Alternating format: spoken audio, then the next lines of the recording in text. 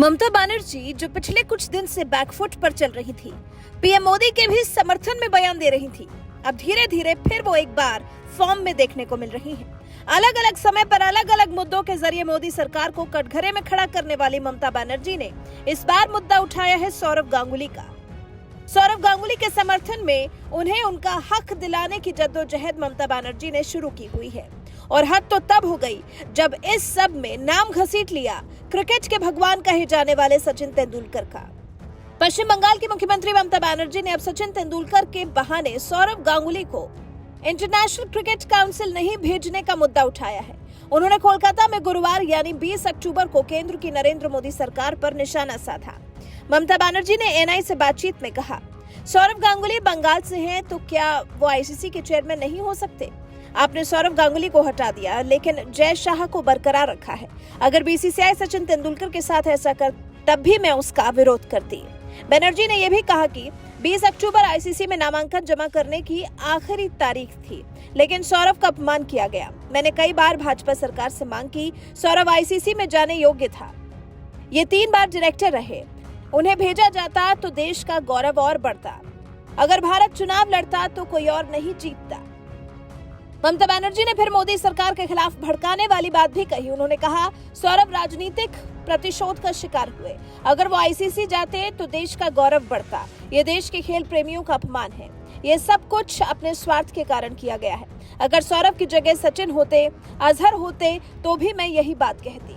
सौरव एक भद्र पुरुष हैं, इसलिए उन्होंने कुछ नहीं कहा, लेकिन उन्हें भी इस बात की पीड़ा है। सौरव ने सब कुछ मुंह बंद करके सह लिया। ये न सिर्फ देश के खेल प्रेमियों के लिए बल्कि सारी दुनिया के लिए शर्म की बात है।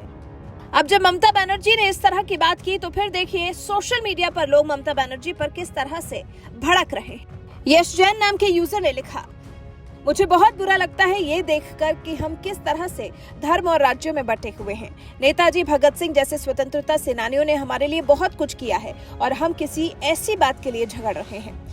विशाल जोशी नाम के यूजर ने लिखा, शाहरुख खान को हटाकर दादा को बना दो बंगाल का एम्बेसडर दीदी।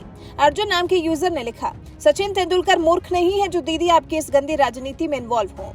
उनके बारे में आपको चिंता करने की जरूरत नहीं है।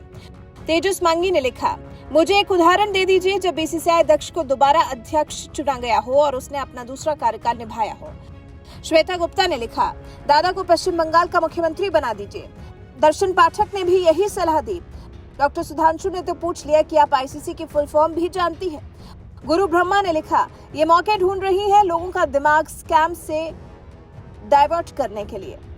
वहीं बीसीसीआई के अध्यक्ष रॉजर बिन्नी ने ममता की बात पर सौरव को लेकर कहा, सौरव गांगुली एक बड़ी हस्ती है। वो एक ऐसे व्यक्ति हैं जिन्होंने भारतीय क्रिकेट का चेहरा बदल दिया।